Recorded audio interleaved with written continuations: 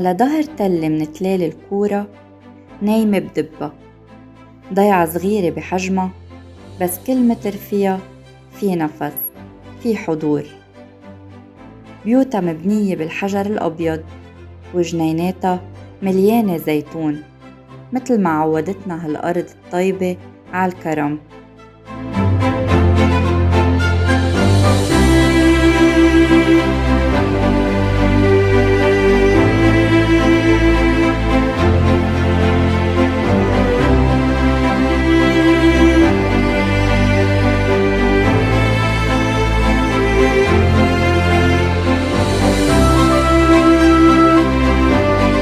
دبة ما بتطلب مجهود لتحبها، هي بتكفي تطل عليك، تغمرك بزيتونة وتترك فيك أثر. من وين ما تشوفها دبة بتضل أقرب ما بتتخيل.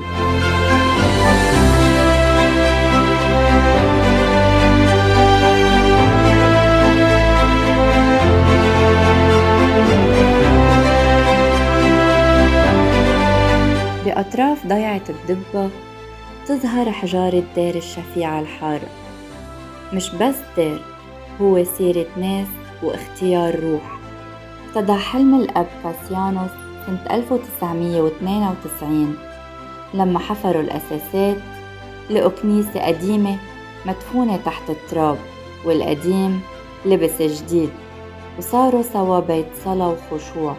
من كنيسة صغيرة لرهبنة كاملة، هالدير ما كان مجرد بناء، كان رجعة للهدوء وبيت للي فتش عن المعنى. القبب الحمراء تلمع بالشمس وكأنها بتقول نحن هون وما رح نغيب.